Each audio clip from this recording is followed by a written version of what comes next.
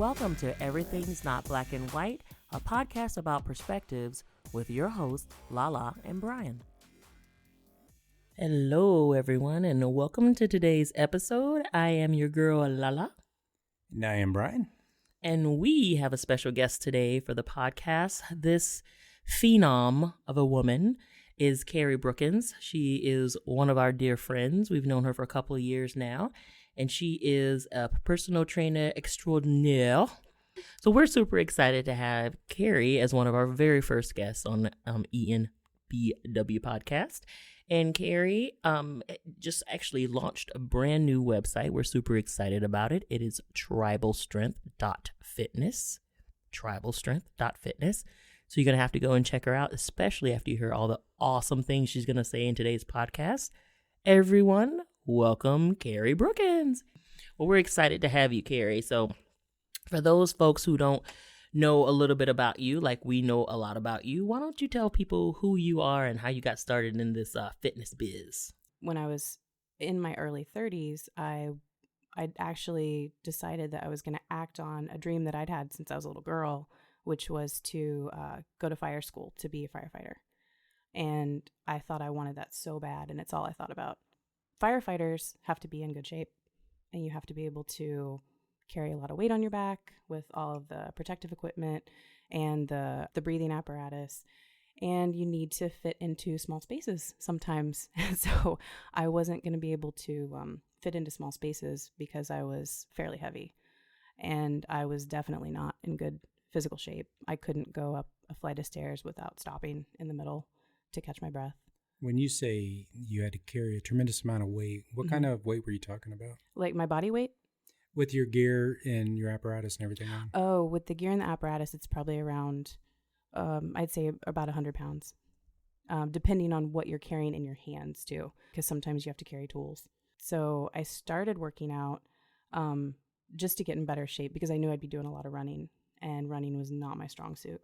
And as a heavier person in a bigger body, running can hurt sometimes when you're not used to it. It can hurt joints. So I started working out. I started lifting some weights. I got really interested in things like flipping tires and deadlifting and stuff like that. And I started feeling a lot better about myself. So just the self-esteem boost that came from working out was a gift in itself. So then when I did apply to fire school and I went to fire school, I thought, I'm in great shape. I can handle this. Unfortunately, I was wrong, and I was not in as good a shape as I had thought. For me, at that point in my life, I was in the best shape I'd ever been, but I wasn't up to par for what needed to be done in school. The things that they would do for their warm-ups were like my workout, and it was very intense. We would run 2 miles as a warm-up, and for me, 2 miles was a big workout for me, and I was definitely not keeping pace with their speed and with their intensity. What I learned there was a really important lesson in community, because even though I felt like I was the weakest link in the chain, they still held me up. They still supported me. I can't tell you how many times I got lost in the dark with all of my gear on in a small space, and they still would not leave me. And when we'd go on these 2 mile runs before our class even started, I would be in the very back of the line, and I'd be slowing everybody down. And there was one point, well, there was many points actually, when I wanted to stop and I wanted to quit. And one of the other students would come behind me and physically put his hand on my low back so that I wouldn't stop. Because for them, if I stop, they fail. We had to stick together. I did not end up becoming a firefighter. It was way too intense for me at that point. Not to mention I have some pretty severe anxiety about putting on all that clothing and going into small spaces. It induces a lot of claustrophobia. So it takes a lot of strength, not just physically, but mentally and emotionally to handle that kind of pressure. And it's not something that I had at that time. Maybe in the future, I don't know. It's still kind of in the back of my mind, like maybe I kind of want to do that. But I have the utmost respect, not just for what they do, but for the gift that they gave me in that brotherhood and sisterhood. It inspired me to want that type of community for myself. I didn't have it, and I didn't know where to find it. And now I've ended up cultivating one. Being a young person who was of size, there was a show, if you remember, years ago called The Dukes of Hazzard, and of there course. was the big boss guy was called Boss Hogg, and he was a heavy guy. And I remember being a kid growing up in Southeast Georgia, and people would call me Boss Hogg all the time when I was a little girl. And so it was really hard thinking about, feeling alone, because most of the other friends that I had were thinner, more active than I was. So that was always hard. And I remember even being in high school, probably I think my sophomore year. And I remember, and the school administrator said to me, she looked at me, she's like, you'd be a really pretty girl if you lost some weight. Oh, that. And so things like that, when you're that young, scar you. Oh, absolutely. In a That's lot of trauma. ways. It is trauma. And it's hard for you then to look in the mirror and see yourself as anything special or great, or that something is really wrong with you because you have a weight issue. You need fixed. And you need to be fixed. Yeah. And if you're fixed, then you'll be desirable. You'll be attractive. You'll be what people want you to be. Right. Yeah. So even with thinking about that, like when adults or other children or your peers sometimes put that pressure on you to be this perfect specimen, and then when you don't fit up to those standards, and even if you look in magazines and people's standards of beauty have changed over the years for sure, but it's like, how do you help someone see themselves differently? How do you help them become more comfortable with where they are, or even help them understand that you're beautiful and perfect the way you are? If you want to be better, you make that choice. Don't let somebody else help you make that choice. Yeah, that's exactly true. And it has to come from inside of you. And you have to be ready to grow into that. Just like anything else that you try that you've never tried before, it's not going to come easily, and it's not going to be perfect the first time. And I've noticed, people will come to me and they'll have goals, and usually the goals are aesthetic. You hire a personal trainer because you want to lose weight, or a lot of people say they want to tone, whatever that means to you. That can be something different to everybody. And they want to get down to a certain pant size or dress size. And it's usually a size they were in high school or college, or when they got married, or before they had their first baby. And there's always this goal where they want to get to a point in their life where they felt free, where they felt powerful, where they felt some kind of like inner peace or joy. And they think that because during that time in their life they felt that way, maybe if I get down to that size that I was, I'll feel that way again. Or just like you said, if you fit the ideal, whatever that ideal is to you, you're going to feel that peace, and the peace that comes with loving who you are from the inside out. And unfortunately, in 99% of the cases, people get to that goal weight and they still have all that luggage that they're carrying around from self-hate or past trauma, or voices in their heads from people like, who was it, your principal who said that to you? School administrator? School administrator, yeah. Yeah. And that stuff sticks with you. Yeah. And I haven't figured out yet which is more painful, the things that other people have said to you or the things that you say to yourself. Because we say things to ourselves that we wouldn't dare say to other people. But I've seen a lot of women, because I work primarily with women, who come to me and they have very little self-confidence.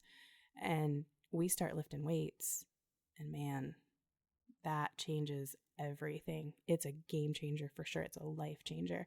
People start worrying about more about the weight on the barbell than the weight on the scale. People have come to me and said, I was weighing myself once a day, every day. And if that weight changed, I would freak out. That number on the scale determined whether I felt good today or bad today. And in general, it's usually bad. Because if the number doesn't change, if it doesn't decrease, you don't feel like you've achieved anything. If the number goes up, well, then yeah, you feel terrible about yourself, of course. So they let that number define them. They let that number determine the course of their day, the course of their mood. But now they're saying, no, I just put that scale away, or threw that scale away, which is amazing. And then they're worried more about, how much can I deadlift? Can I deadlift more?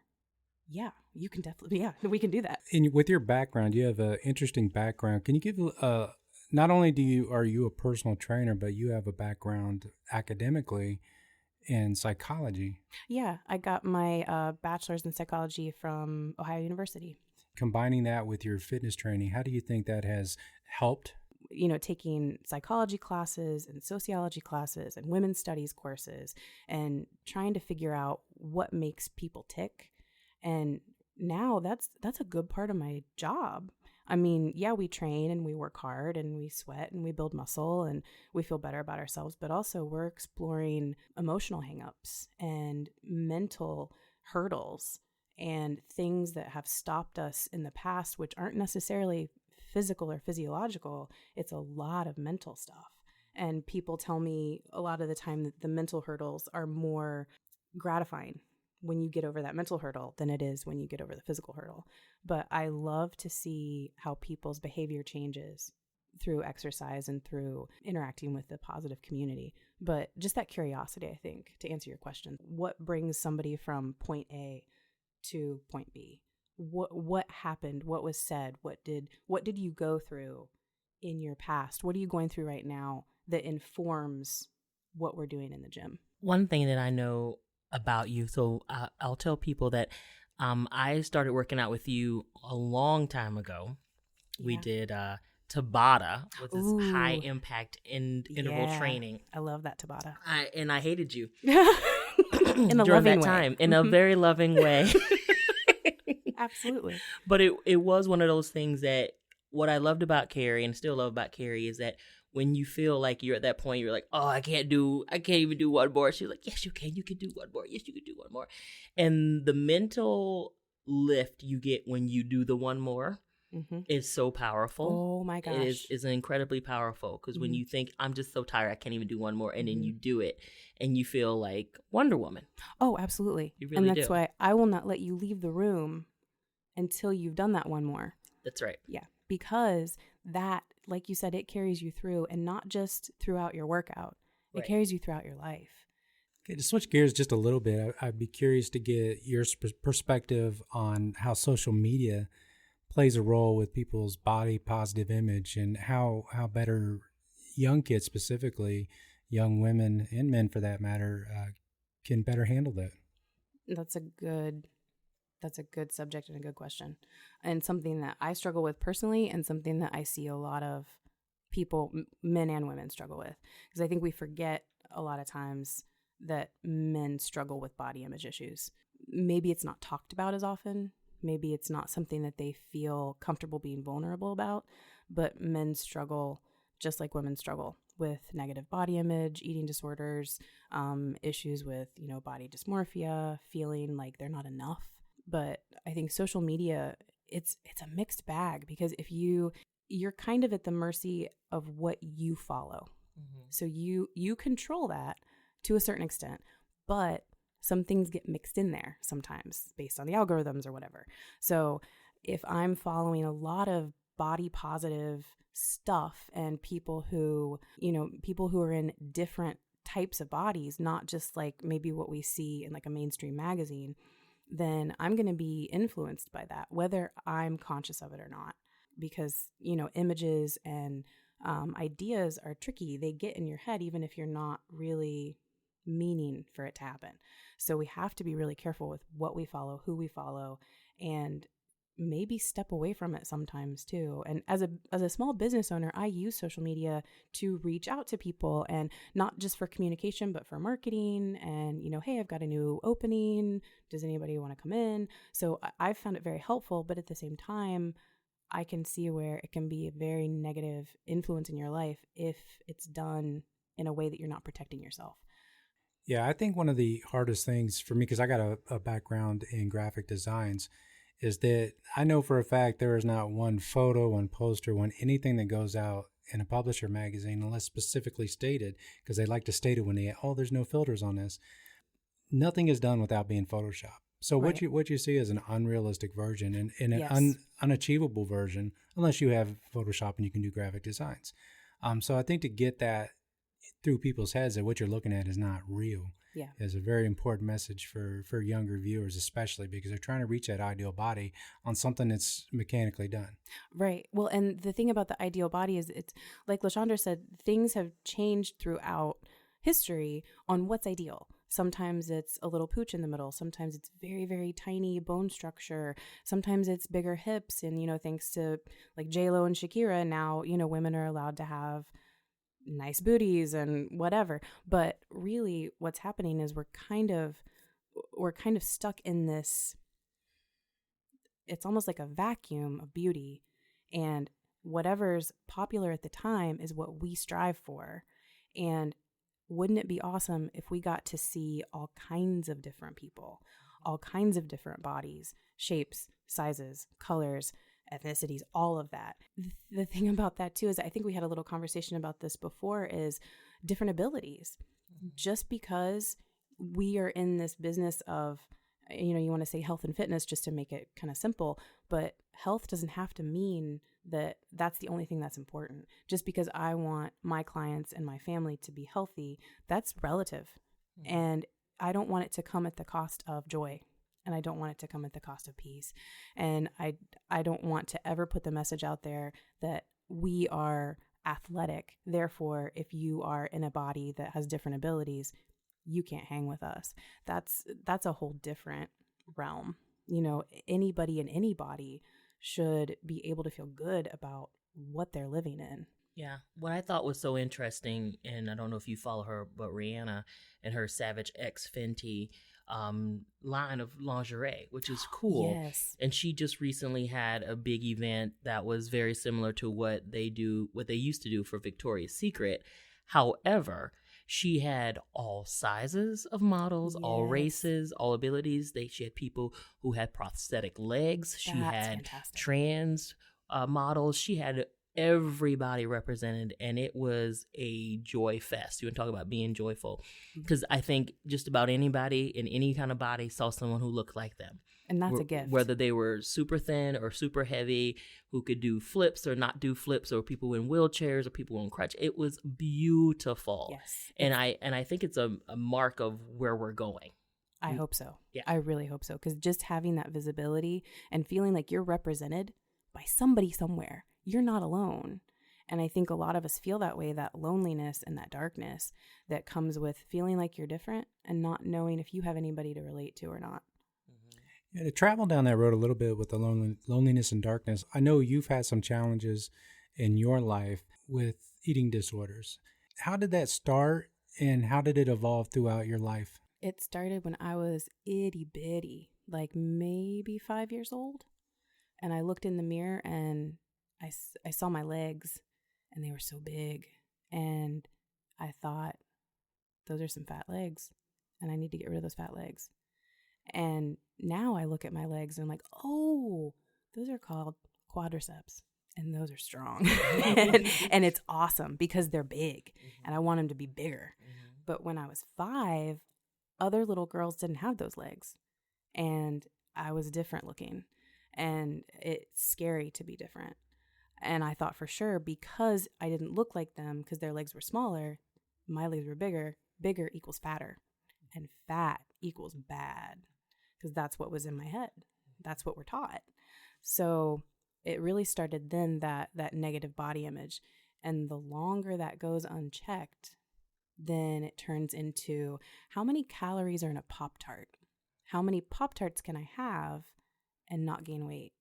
And should I just drink water today instead of eating lunch? Or should I just drink water for the next 5 days and not eat food? I would restrict calories and I wouldn't eat for days, and then I would binge, and then I'd feel terrible. And then it turned into binging and purging. I know when we talked about this earlier, Brian, you talked about, or you asked, what is the purging part? And if I can just be frank, purging is throwing up your food. So if you, and binging again is another relative thing. Binging for some people might be, I overdid it on the peanut M&Ms and I'm going to purge now. For other people, it might be, I ate an entire ice cream cake and I'm going to purge that. So it got to the point where I was throwing up my food more often than I wasn't. So at its height, 3 times a day, every day, I was eating and throwing it up. And it got to be such a part of my identity, even though nobody knew. Nobody knew for 18 years. But it got to be such a part of my identity that if I had to go without it, it was like having to go without a friend. It was like having to go without air. It's an addiction. And it became a part of my day. I would schedule my day around it so that I made sure I got everything in that I needed to get in, binging and purging wise. And it gets expensive too, because you start to buy a lot of food and you're not digesting the food, you're throwing up the food. And it's incredibly embarrassing and shameful, or that's what you feel like when you're in it, because you are alone. And if you never talk about it, then that shame just builds and builds. And it's a very dark place to be in. And especially being in the fitness industry, I talk to my clients and say, you need to eat. Then I go home and I eat and I throw it up. So there's the hypocrisy, and that brings shame. And so it's just this big snowball of shame and ice cream and cereal and a lot of physical things happen too. Like there are a lot of physiological issues that I deal with now that I probably wouldn't have to deal with if I wouldn't have been treating my body so badly for 18 years. And there are still thoughts. Like I consider myself in recovery. I've been going to therapy. I've been, reading a lot of books, doing a lot of journaling. Talking about it helps, because if you talk about it, I don't know if any of you guys read Brene Brown, but if you talk about what you think is shameful and it sees the light of day, then it's not as shameful anymore, because shame wants to hide in the dark corners. And if you let it see light by talking to people who you trust, that you can be vulnerable with, then it's not going to feel as shameful. It'll still be scary, but it won't be as shameful. But what really opened me up was meeting somebody who I could feel vulnerable with, who I trusted with my life and who I trust with my kids' lives. And him showing interest and knowing that something was wrong. He just knew and asked me about it just innocently. And I just told him, this is what I do. And he started researching it and wrote me this beautiful letter about how he wanted to be there to support me. And that in a very real way saved my life. I was on a very bad road with that and very much feeling the physical effects of it. So healing from that process of healing has been huge, and doing it with a partner who supports me no matter what, even if there are relapses, even if there are bad days, he's still there. Even if you don't have a partner that supports you like that, there are people who will be there for you. And I love everything you just said about feeling like you have a place where you can be vulnerable, that you can own it. Because I think a lot of people are going through that shame. People are thinking they're never good enough. I remember even from all the things that I had when I was younger, that I went through with the knowledge of being the largest friend of all my smaller friends, and then being a third or fifth wheel in the dating realm, because all my friends had boyfriends or girlfriends and I was like alone all the time and always felt less than. And one of the big things you mentioned earlier about stepping on the scale, I was always the one that stepped on the scale all the time. But then people would always tell me, even doctors, well, you probably wouldn't hurt so bad if you lost some weight. Your BMI is really hard. It's really high, So BMI is one of those things that I think a lot of people are like, what the heck? I can't even eat a bean and I'm overweight. Right. And I am right now what people would call on the BMI chart morbidly obese. Oh, you're the new category. I'm morbidly obese. Mm-hmm. So, yeah, like I'm obese. I'm obese. You're a beast. I'm a beast, boo. You better believe you're it. You're a force. That's honey. You better tell them. But can we talk a little bit about that BMI and what it actually does to people? The psychology of it. It's ridiculous is what it is. It's a very outdated, it's just plain antiquated and useless right now. It was developed 200 years ago by an astronomer, by the way, not by a physician, not by a guy who's in charge of nutrition, but an astronomer. It's terribly unfair. Bullshit. Yes. Am I allowed to say that? It's my podcast. You can say whatever you want. I can say bullshit. Yes. It's bullshit. So if you take somebody who, say we have two people hanging out here. One of us is, leads a sedentary life, which a lot of, people do, and no judgment. Maybe you have, they're both 200 pounds. One of them doesn't exercise, doesn't lift weights, just kind of hangs out, lives their best life. The other one decides, I want to lift weights, so they're building a lot of muscle. They both weigh the same. They both are the same height. If you take their BMI, they're going to have the same BMI, even though their muscle mass is different, their bone density is different, their hydration is different, their nutrition is different, their health is different, their fitness is different. It just doesn't work. And we're using this number and categorizing people into these horrible categories of obese or overweight or morbidly obese or underweight. And it's just not, it doesn't work. I think one of the scary things is a lot of insurance companies, for instance, are using these metrics, which are, like you said, outdated. Mm-hmm. And how fair is that to someone who's actually going out there and doing the work? Right. Yeah. I know my BMI right now, I'm in the obese category. Welcome to the club. Yeah. Is Welcome nice to the neighborhood. What's up? And I wouldn't consider myself obese. No. I would consider myself muscular. Yes. I would not consider myself thin, but I don't necessarily want to be thin. I like this body that I'm in right now because it's strong. Mm-hmm. So I'd like to keep it. And I don't want to be considered obese because of it. I don't want to be charged more on my insurance premiums because of it. I don't want to be denied certain medical treatment because of it.